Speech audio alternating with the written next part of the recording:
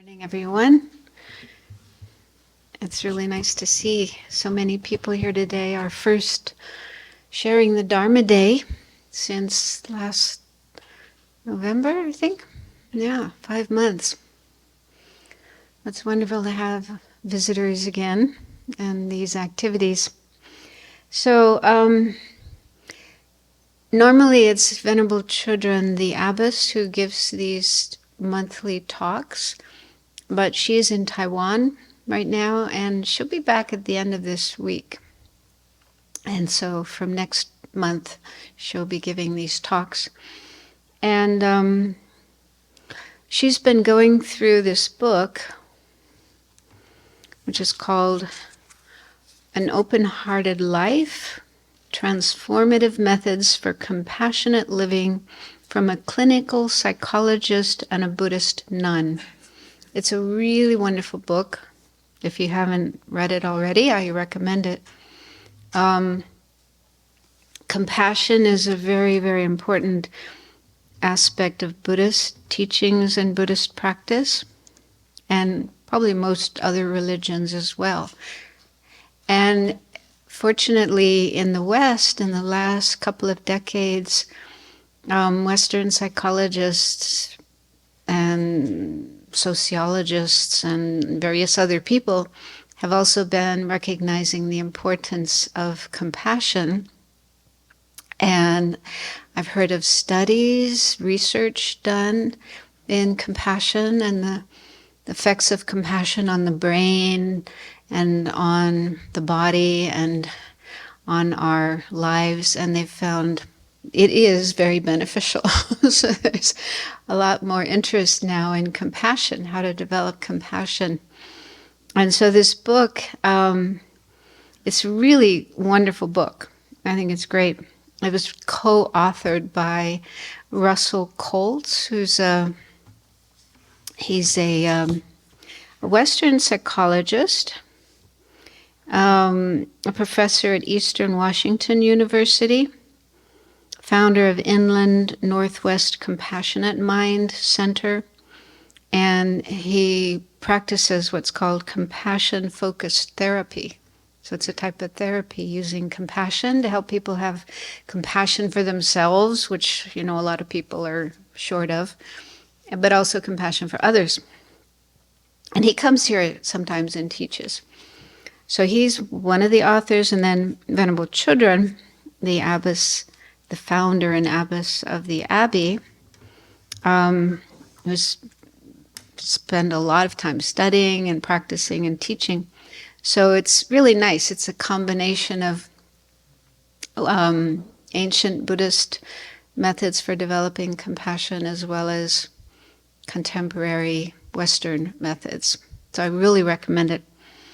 And the book has 69 chapters, very short, sometimes just 1 or 2 pages. And so it's really nice and very well written and easy to read. So you can just take like one a day and read it and then contemplate it and try to use it to bring more compassion into your life. So before I get into the chapter for today, just in case are some of you here for the first time? Okay, welcome. Thank you for coming. So I don't know how much you know about Buddhism, but just to explain a little bit about the role of compassion in Buddhism. So first of all, I think there's different definitions of compassion, what compassion is. In Buddhism, it's pretty simple. It's explained as the wish for people and living beings to not suffer, to be free of suffering. And it's a quality that everybody already has naturally. It's like a natural quality in human beings, but not just human beings, also animals. Yeah, there's stories of animals showing compassion, not just for their own offspring, but other animals that they're not related to, and even other species of animals. So yeah, according to Buddhism, we all have compassion. It's a kind of natural quality, although some may have it more than others, and some may feel it more frequently than others. But there are things we can do to increase our compassion, to cultivate compassion more, so that it is more a part of our life, our own state of mind, our experiences, but also our interactions with others. And if we can have more compassion in our life, it will be beneficial for others, but also beneficial for ourselves. That's something not everyone realizes, but we benefit from having compassion. In fact, there's the studies that have been done show that there's a lot of benefits of compassion and kindness. Kindness is also very much related to compassion. If we care about others, we are kind and considerate to them and help them when they need help and so on. And so one of the benefits is you feel better. They call it the helper's high. And there's actual scientific, proof or reason for that. Endorphins, there's more endorphins in our system. That's a hormone that makes us feel good. And we can experience it when we are involved with others in a helping way. Even just helping somebody wash dishes or helping stuff envelopes for a nonprofit or helping somebody trying to carry a heavy load. Even it just takes a couple of minutes. But you get a nice feeling, right? Feels good.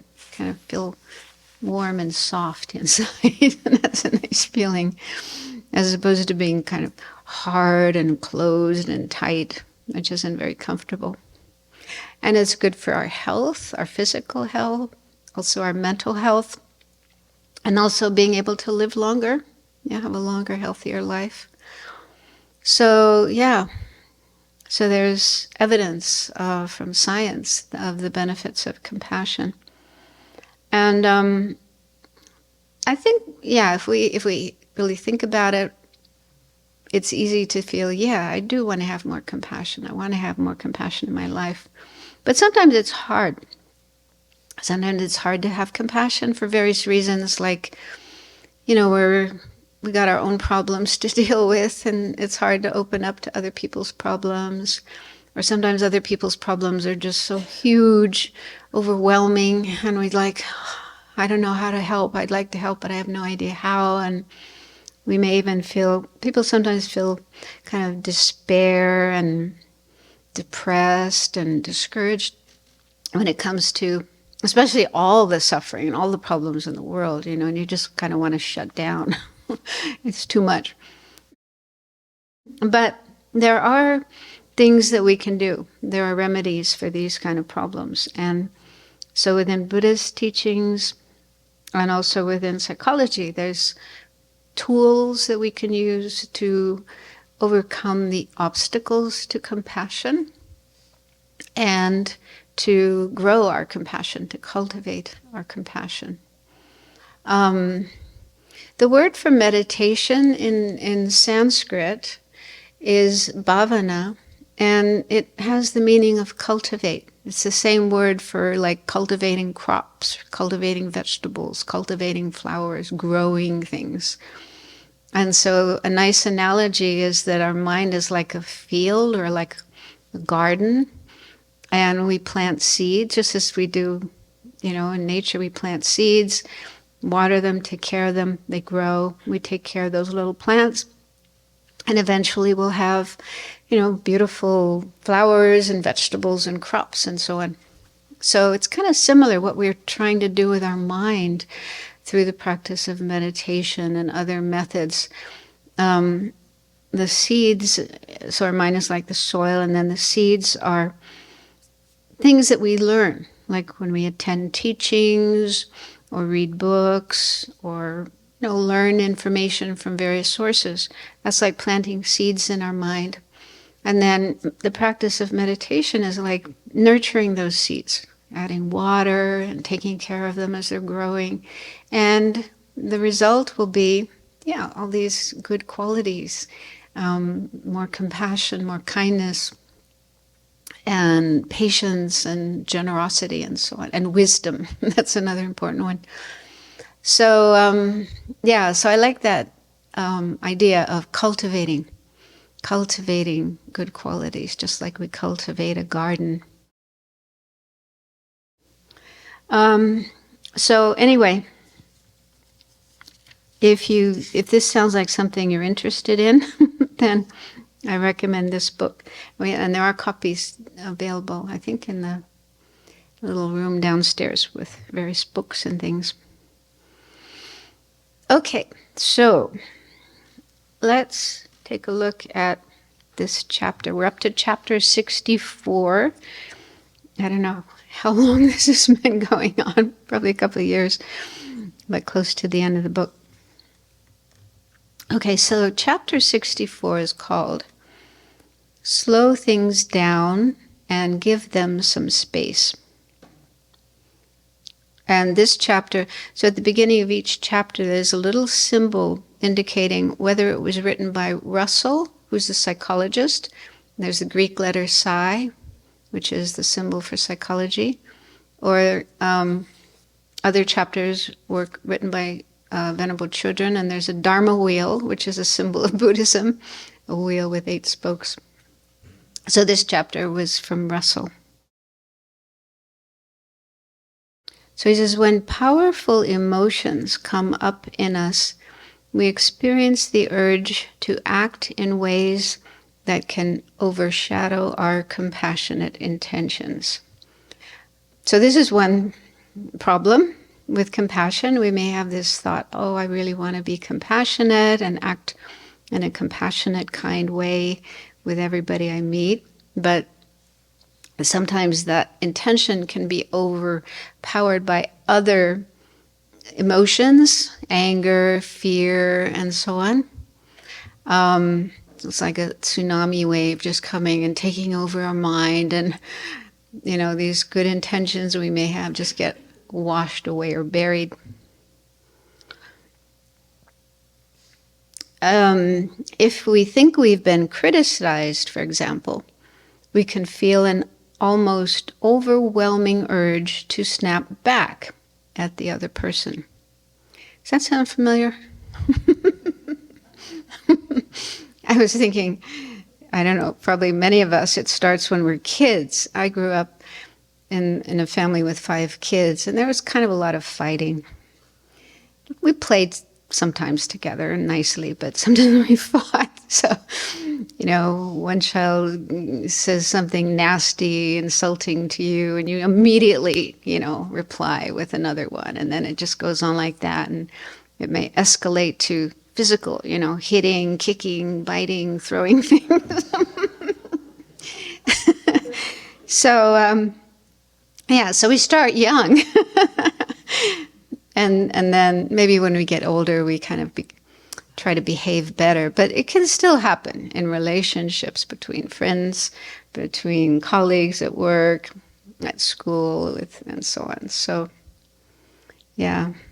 So partly it's a habit, we have that habit of just immediately reacting and retaliating. And there's reasons for that. Part of it is pride, part of it is anger. But I think also there can sometimes be encouragement from our teachers, our parents, society. Stick up for yourself, right? Don't let people push you around, right? So if you don't retaliate, if someone's attacking you, criticizing you, and you don't retaliate, then we might be criticized. People might think that we're weak, we're wimpy, lose respect for us. Does that ever happen? That there isn't always encouragement. Although, of course, in Christianity, Jesus said, turn the other cheek. And many people do believe in that and practice that and really try not to retaliate. But there's other forces that give different advice. So that's another factor as well. It's like what other people will think and say if we don't retaliate. Okay, then he says, if we don't want to do that, if we don't want to retaliate, he says, one way to counter this automatic reaction of wanting to speak back, fight back, is by slowing things down, taking a moment to make sure we've perceived the situation correctly, and consider how best to respond so we can prevent impulsive emotional reactions we may later regret. So there's kind of a lot in that sentence, but he's going to unpack it, starting with an example.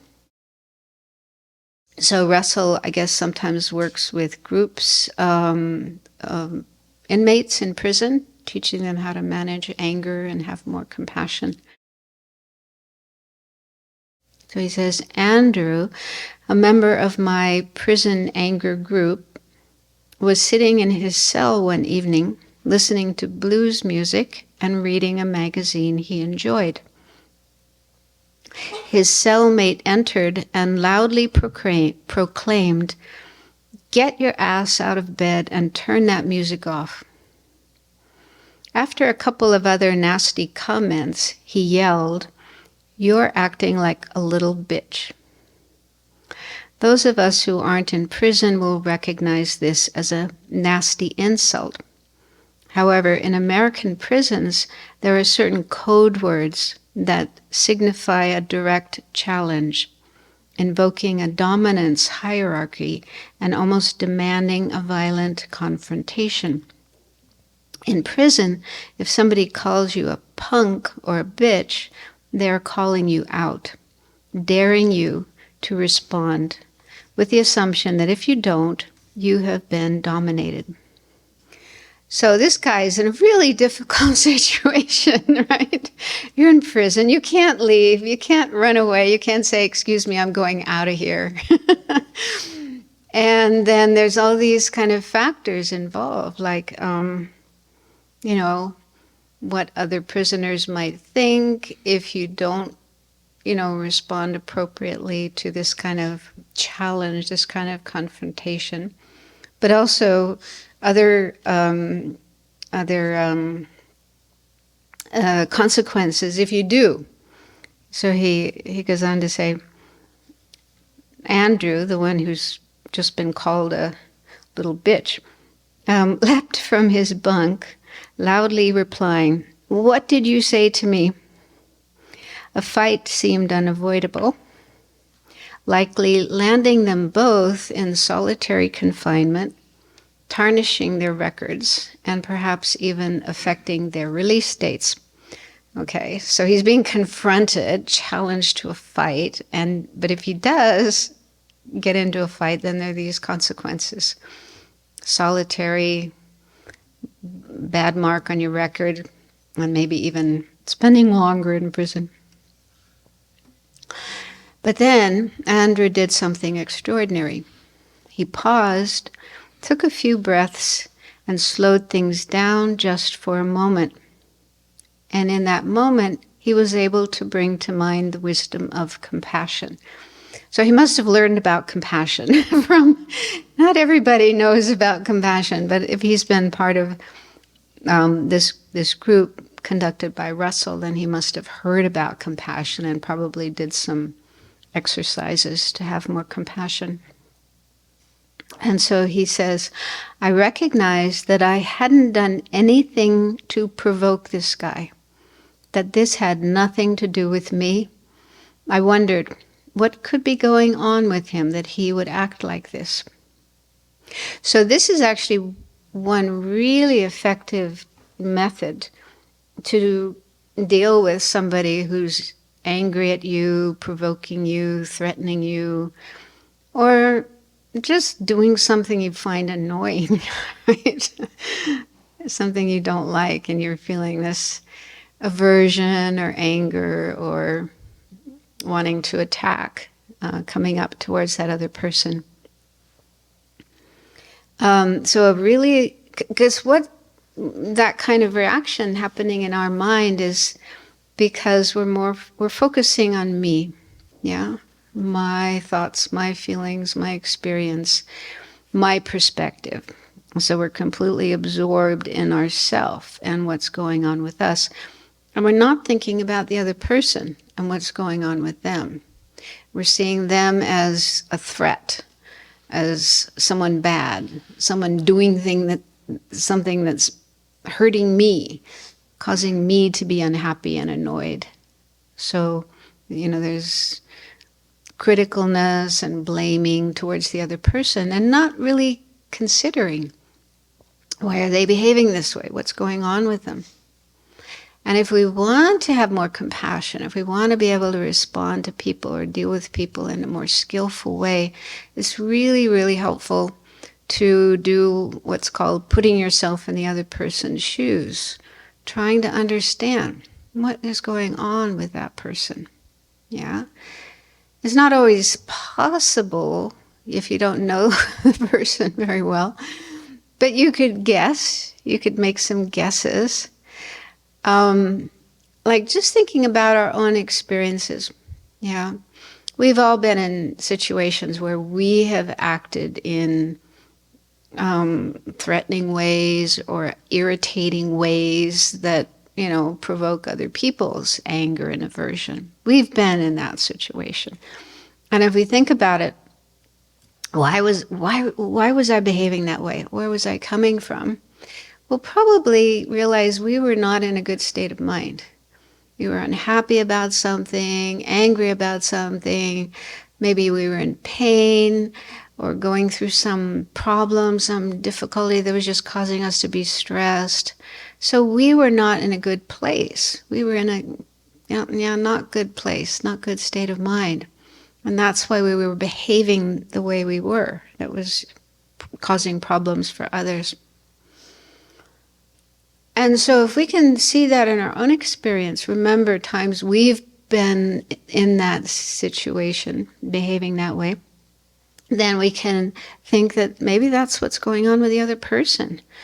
This guy who just ran into the cell and started insulting his cellmate, maybe he had just been insulted. Something happened to him that made him pissed off and angry, and he's just taking it out on his cellmate. So that's possible, right? So even if we don't know for sure why he's behaving that way, just to guess, give him the benefit of the doubt. Like, okay, maybe there's a reason why this person is behaving that way. They're probably unhappy. They're probably not in a good, happy state of mind. Because when people are in a happy state of mind, they don't behave like that, right? We're kind of peaceful and calm and happy and say nice things and not nasty things like this. So that's really, really helpful, putting yourself in the other person's shoes. So,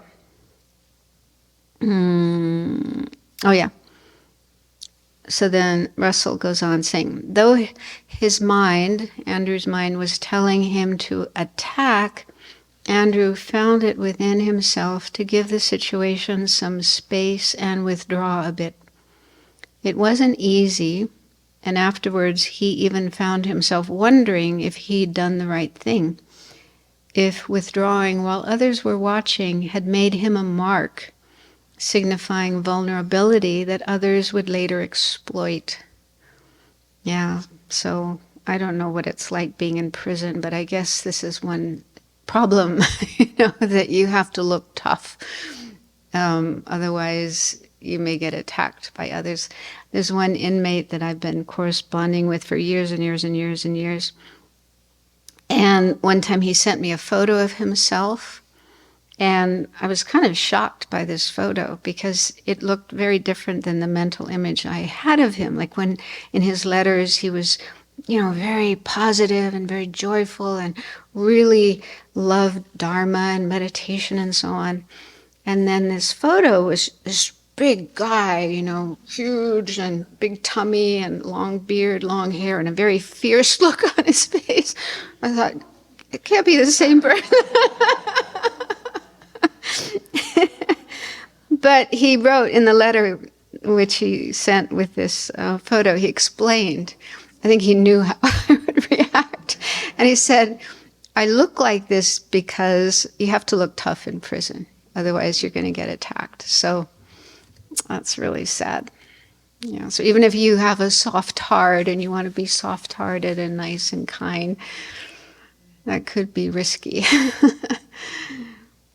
Okay, so anyway, that was one possibility, that by Andrew not reacting in the same way to this person's attack, that other inmates might, exploit him. It turned out that this didn't happen. Okay, so he didn't get exploited, but something else did. A few days later, Andrew was talking with a peer about what had happened and discovered that his cellmate suffered from severe mental illness and was sometimes disconnected from reality. The remnants of Andrew's anger melted away, replaced by compassion. I feel bad for the guy, struggling with mental illness, doing things that get him into all sorts of problems. He's got a really hard life. I'd have felt terrible if we had gotten into a fight. So there was a reason why this guy was behaving that way. He has suffered from mental illness, so that means you're not really in control of what goes on in your mind, your thoughts, your emotions, your behavior, and so on. It's like the illness takes over and controls you. And so, yeah. So he's fortunate that he didn't respond, Andrew didn't respond to this guy's, aggressiveness. And it sounds like he still had some anger left a few days later, but once he understood where the guy was coming from, then it turned into compassion. So I really do think that, whenever anybody is acting in this, this is kind of an extreme case, or if they're just acting in an irritating way or annoying way, there is something going on with them that they probably don't have complete control over. I mean, Buddhism, big part of Buddhism is talking about our mind and how within our mind there are different delusions or afflictive emotions like anger, greed, pride, jealousy, and so on, a whole list of these factors in our mind that pop up without any choice or control. I mean, I don't think anybody really wants to be angry or wants to be jealous or wants to be greedy. You don't really choose to have those thoughts or feelings that pop up, but they just do, yeah? And then they mess up your mind, and they can mess up your relationships and your life and so on. So this happens without conscious choice or control. Buddhism says the root problem is not understanding reality, what we call ignorance. We see things incorrectly other than how they really are. So it's like our mind is confused about things, not seeing things correctly. And from that basic confusion, these other afflictive emotions arise. And also there's the factor of habit or familiarity. We've had them in our mind for so long, we've experienced them so many times, they just keep coming up again and again and again, like habit. But the good news is we can do something about this. It's not a permanent fixed situation, because whatever happens in our mind, every aspect of our mind, every experience in our mind is transitory. It's not permanent and fixed, but more like clouds in the sky. They come and they go, and they're not always there. So, and there are things we can do to change our mind, to think more positively, have more positive thoughts and emotions, and overcome these disturbing negative ones. So yeah, one thing I find really helpful about Buddhism is if I apply that to myself, I work with my own mind and gain a better understanding of my own mind and learn how to manage my own disturbing emotions and increase my positive ones, it really helps me understand other people better. Like I used to be terrified of people who were angry. Yeah, whenever somebody was angry, I just couldn't be around them at all. I didn't know how to deal with them. I just wanted to run away. And then after, it took a long time, but I realized part of the problem was that I didn't know how to deal with my own anger. I had anger in myself that I would just kind of suppress. And I was scared of my own anger. And so then when it showed up in other people, it was just confronting me with something that I didn't know how to deal with in myself. So slowly over the years, I've learned to, work with my own anger, be more understanding, bring more wisdom and skill into dealing with my own anger. And that was tremendously helpful in being able to deal with other people who are angry. Instead of wanting to run away, I could stay with them. And, sometimes just being a calm presence would be helpful, or say things or do things that could help the person to calm down.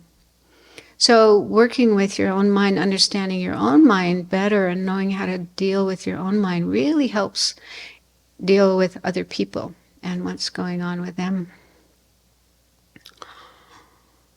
Okay, so then Russell goes on saying, if we can slow things down rather than falling into habits driven by powerful but not very clever threat emotions like anger and fear, we can use compassionate reasoning to consider how best to respond. Andrew's story also demonstrates that things are not always as they seem, which we can sometimes discover once we slow down and gather more information. Often we don't have the whole story. We've only gotten a quick glimpse of what is going on. It's like seeing an action-packed 30-second clip taken from the last third of a movie. We know something is happening, but don't have the context to really understand it. Yeah? You just get this guy bursting into your room and yelling at you, and you don't know what happened before that. What made him that way? What's going on with him? And then he says, without that context, however, it can be impossible to know how best to respond. So when we recognize a situation is getting out of control, we slow down and give things and ourselves and others some space. So that's what he's recommending here, slowing down, giving space to yourself, to the situation, to others. And that will give you more of a chance to understand, to bring wisdom, intelligent, skillful means into the situation, to deal with it in a way that's more skillful rather than unskillful and just escalating things. Since the threat emotions that block our compassion, and threat emotions refers to anger and fear, at least those two, I don't know about others.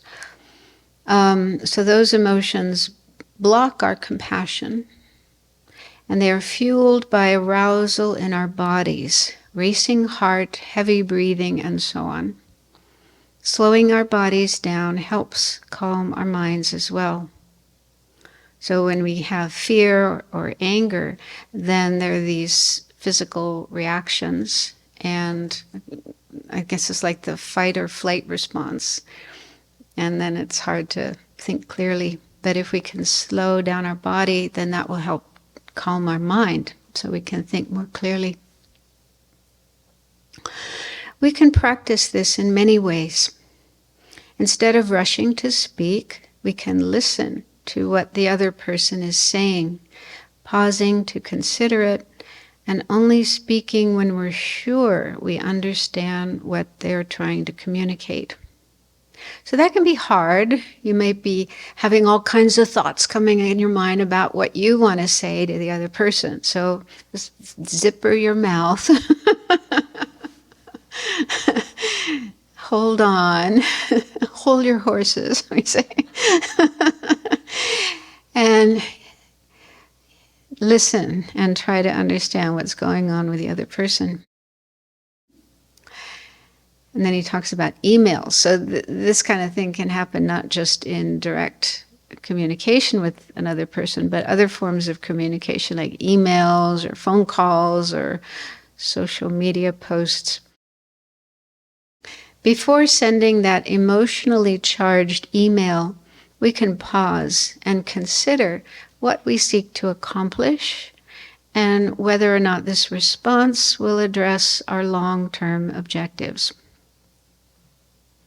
So I do a lot of my course communication by email.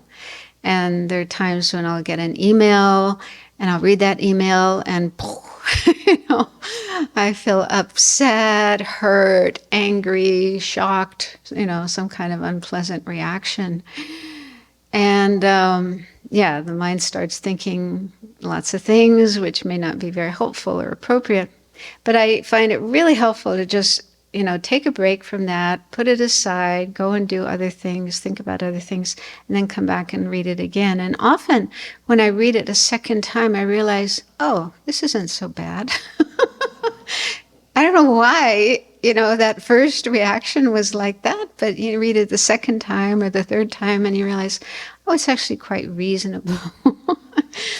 Or even if it is, sort of triggering, and I start thinking of how to respond to it in ways that may not be very helpful, I again, hold my horses and maybe spend a couple of days thinking about it before I respond. And then I think the response is better than an initial one.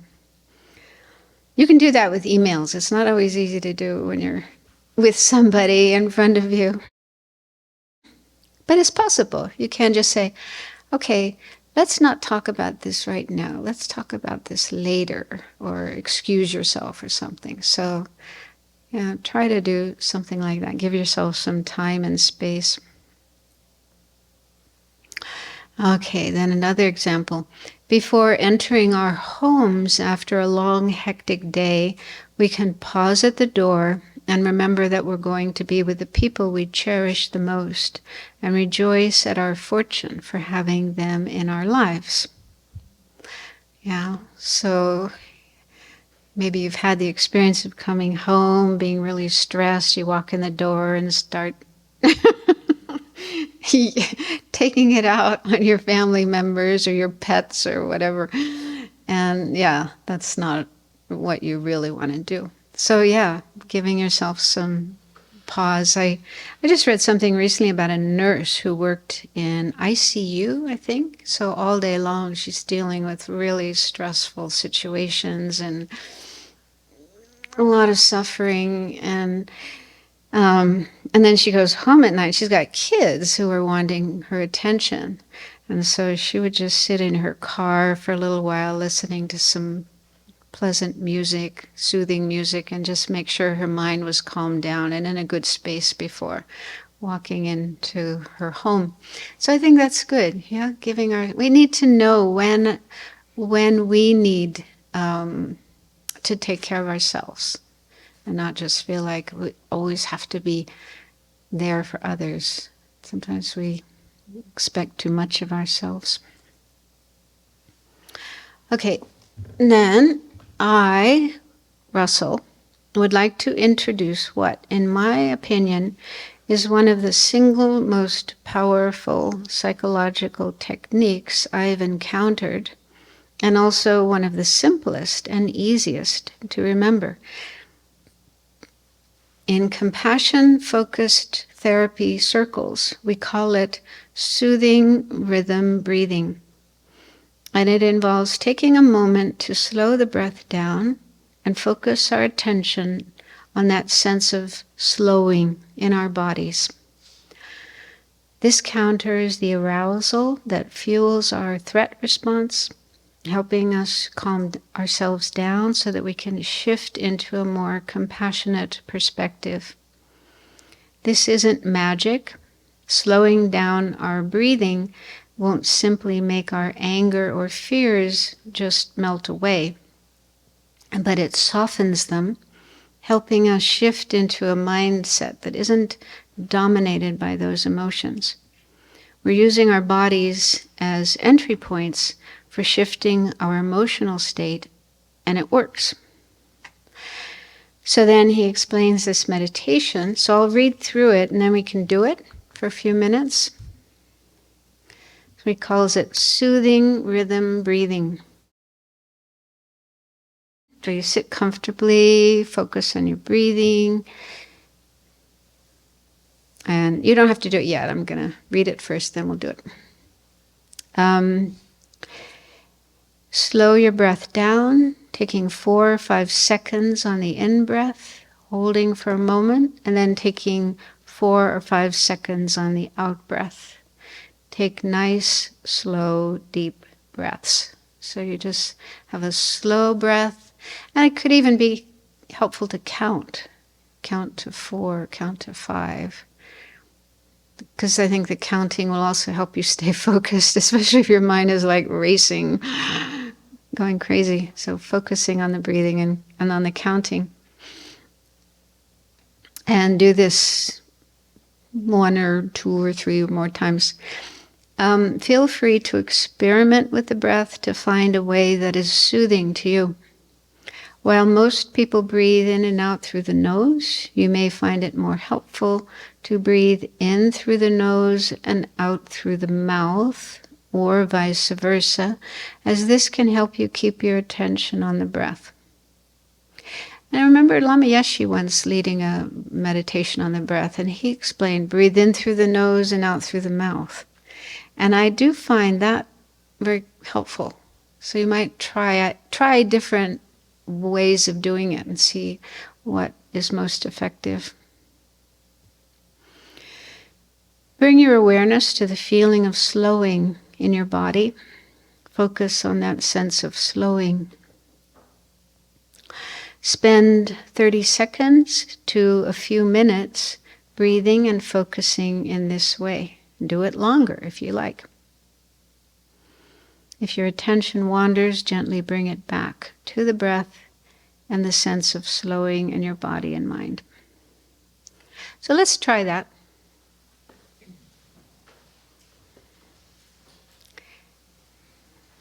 So make yourselves comfortable. It's good if you can to sit up straight, keep your back straight. And you might want to close your eyes. That helps to stay focused.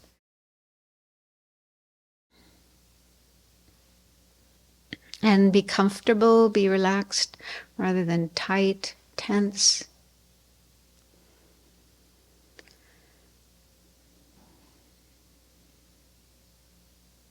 Just gently settle your attention on the sensation of breathing in your body. And slow your breath, taking 4 or 5 seconds on the in-breath, holding for a moment, and then taking 4 or 5 seconds on the out-breath. So you can do that for a little while, and you could experiment with breathing in through the nose, breathing out through the mouth, or the other way, breathing in through the mouth, out through the nose. Just see what is more effective.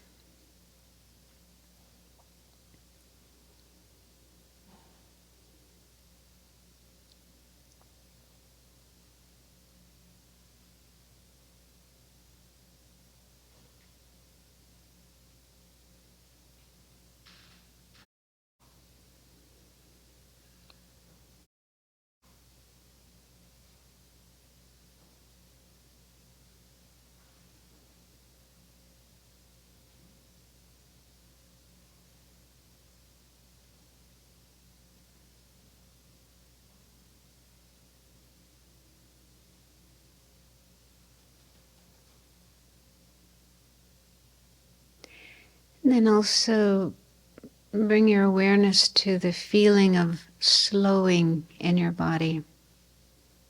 See if you can notice the experience of your body slowing down.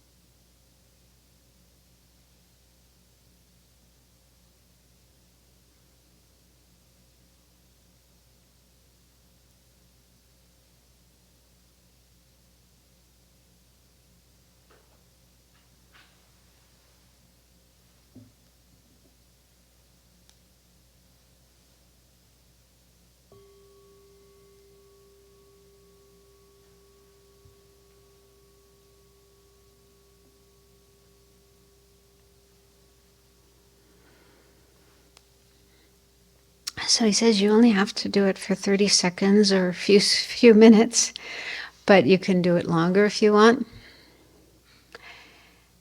And he goes on to say, like anything else, we get better at this with practice. We can practice several times throughout the day with ease. During the first commercial of a television program, every time we get on the internet, or after the doors close on the train.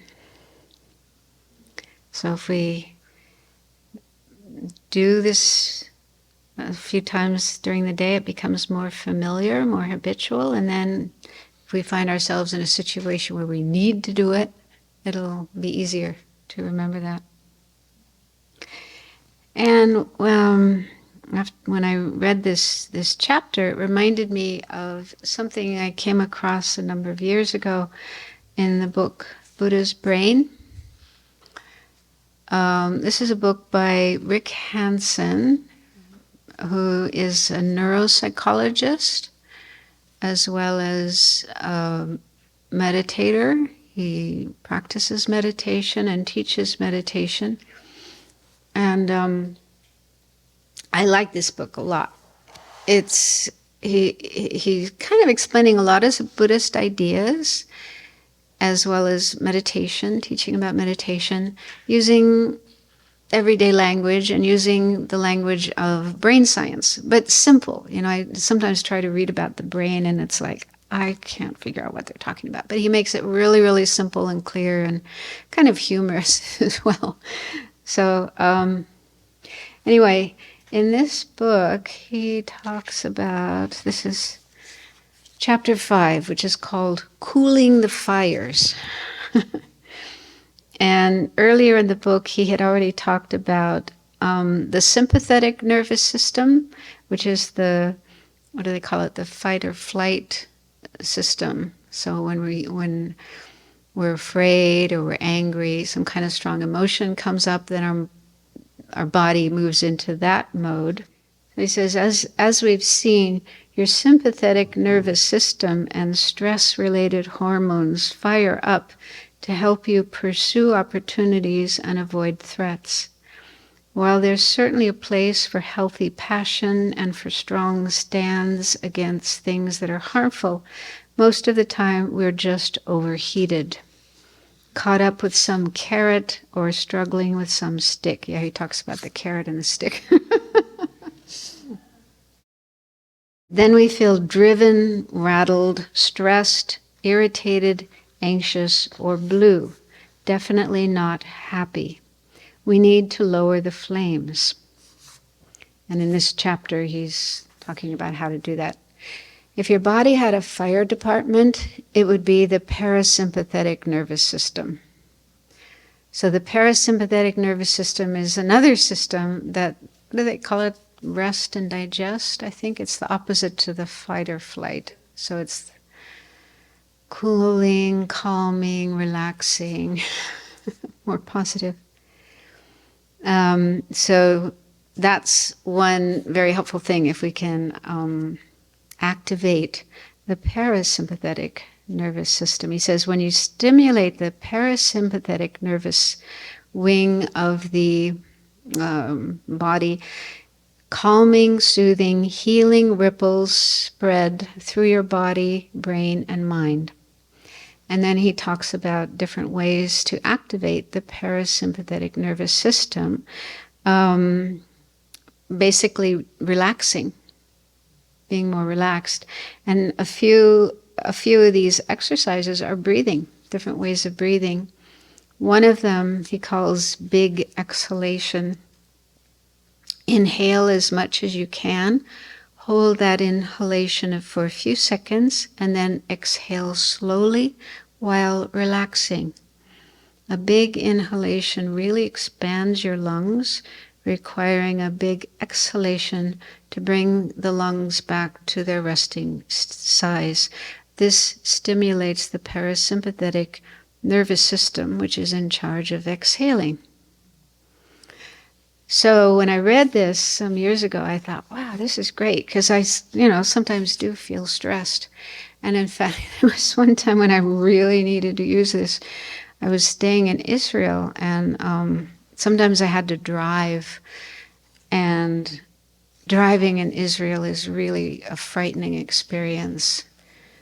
Many of the drivers are just like crazy.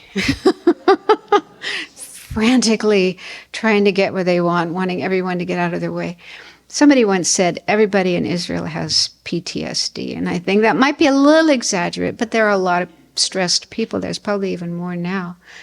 Anyway, one day I was caught in the traffic. It was rush hour in Tel Aviv, and I didn't really know where I was going, so I didn't have a GPS. So I was in the middle of all these cars just rushing here and there. And I really felt like I was going to have a panic attack, which would have been disaster, yeah? Probably would have gotten into an accident. And so I did this breathing in deeply, breathing out slowly. And I was also talking to myself, saying, you're going to be okay. It's okay. You'll be okay. Trying to soothe myself. And it worked. I was able to calm down and get home safely without an accident. So that really, gave me confidence in this method. So this is kind of complementary to what Russell is saying. It's sort of explaining there's a physiological basis for this kind of breathing technique, breathing slowly in and out.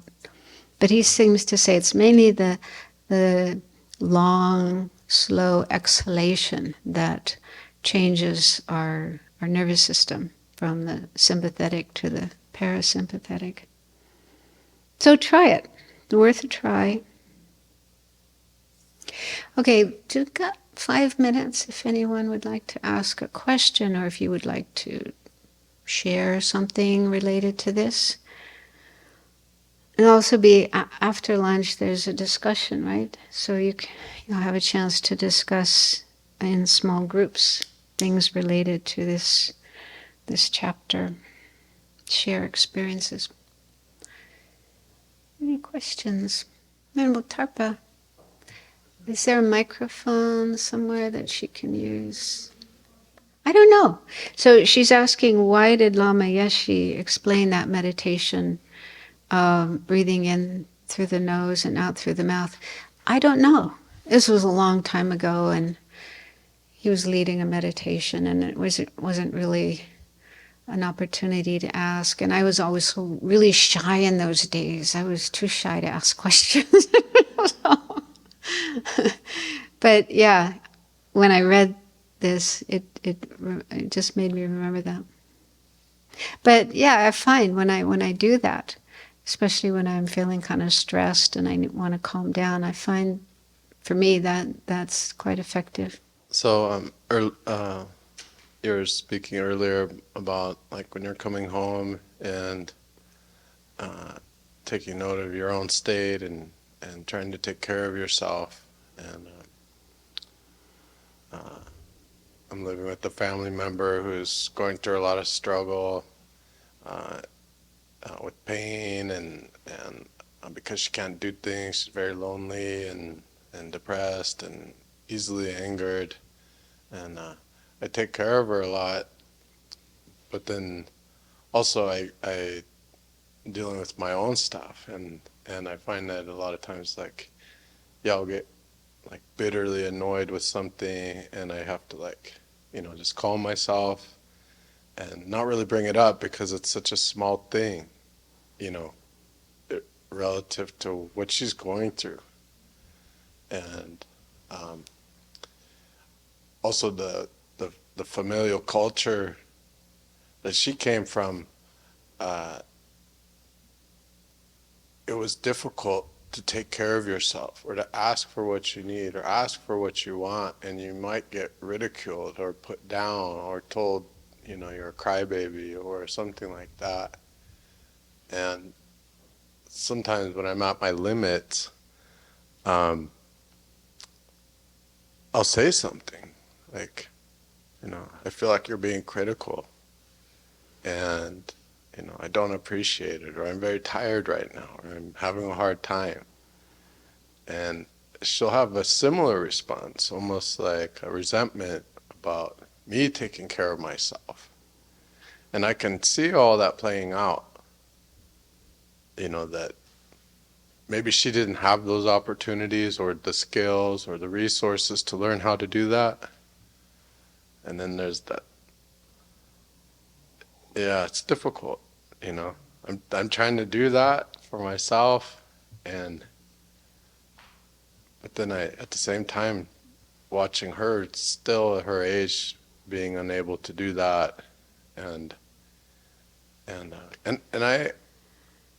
I relate to that too. Like I've had moments where I've seen people getting something that I felt like I didn't have so much, and really having almost a reaction, a negative reaction, seeing somebody else having something good. Oh. Well, there's a lot of things there that you brought up. Wow. Yeah. Well, I guess what comes to mind is that if you encounter difficulties like your own mind, your own feelings, emotions, and so on, and taking care of somebody else, I think it is important that you find ways of dealing with those things. Therapy or counseling or meditation, or, so that you take care of those things and it doesn't come into your relationship, into your interactions with the person you're trying to care for, because they got so much to deal with already, and they don't, it's not, and I know you don't want to, you don't want to dump your stuff on them and, make things worse for them. So, I mean, don't feel bad as well, because this kind of situation is helpful. It's like a teaching situation. You're learning things about yourself that you may not have seen before. They were there, but you just didn't see them. And now because of this situation, you're getting a chance to see those things. And that gives you the opportunity to recognize, this is something I need to learn, I need to work on, I need to find a solution to. And then try to find that, look for resources, look for help, so that you can kind of work on that in yourself, manage that in yourself, and be able to be in a better space to help the other person. I also tend to think, that if we learn how to deal with our own stuff, our own, difficulties in skillful ways, that can be helpful to people we're working with, even without telling them, you should do this. But if they observe what we are doing, maybe in a quiet, unobtrusive way, that might help them. It's like an example, being an example of how to deal with difficulties. I mean, it may not be possible for that other person at this point in their life to learn new skills, maybe too difficult. But even if you can deal with those things in yourself so that you are in a better state of mind, a better mode of being, a better way of taking care of this person, then that itself is doing a lot. So it is important, that we take care of ourselves, learn, recognize what we need, what we need to do, what we need to learn, and then do that. Seeing my own difficulty as a direction for seeing my own difficulty in these situations as a direction for my work that I need to do. Something like that, I think. That's what I'm taking from that. Mm-hmm. Mm-hmm. Thank you. And I think this book would probably have a lot of get a copy and study it. Because it brings up a lot of different kind of situations that people find themselves in. Very practical, not just like theoretical, but very practical. I don't know, are there other books, other resources? Working with anger?